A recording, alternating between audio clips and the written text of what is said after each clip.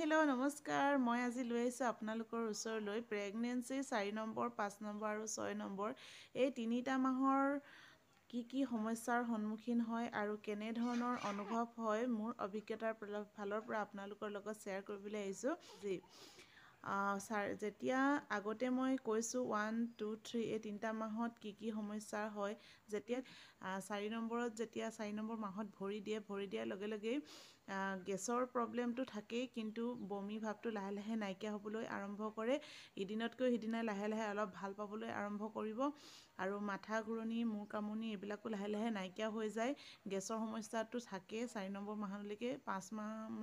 মাহমানৰ পৰা গেছৰ প্ৰব্লেমটো লাহেকৈ নাইকিয়া হয় আৰু 4 নম্বৰ মাহৰ শেষৰ ফাললৈ পেটৰ আকাৰটো বেবী বাম্প মানে এইটো আকাৰটো চাইজটো বাঢ়িবলৈ ধৰে আৰু লাহে লাহে নিজৰো ৱেটটো বাঢ়ি যায়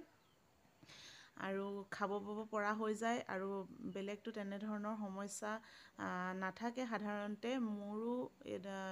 তেনেধৰণৰ কোনো সমস্যা নাছিলে আৰু মই একো সমস্যা তেনেকুৱাত ভোগা নাছিলোঁ লাহে লাহে গেছৰ প্ৰব্লেমবিলাকো নাইকিয়া হৈ আহিছিলে আৰু টাইমত খালি খাই থাকিব লাগে খানা যদিহে সময়ত খানাটো খোৱা নহয় টাইমত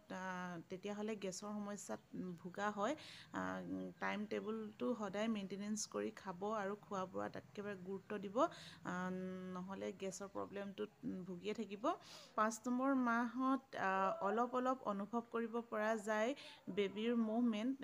তাকো বহুত কম পৰিমাণে 6 নম্বৰ মাহৰ শেষৰ ফাললৈ একেবাৰে গম পোৱা যায় ভাল ধৰণেই বেবীৰ মুভমেণ্টবিলাক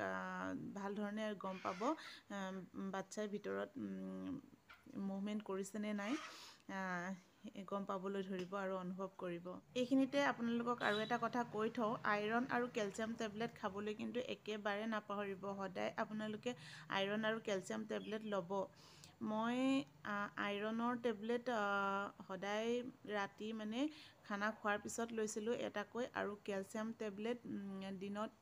এটাকৈ খানা খোৱাৰ পিছত লৈছিলোঁ 3 নম্বৰ মাহৰ পৰা ল'বলৈ আৰম্ভ কৰি দিছিলোঁ আপোনালোকেও ল'ব আৰু আপোনালোকৰ ডক্টৰে কি পৰামৰ্শ দিছে সেই ধৰণে ল'ব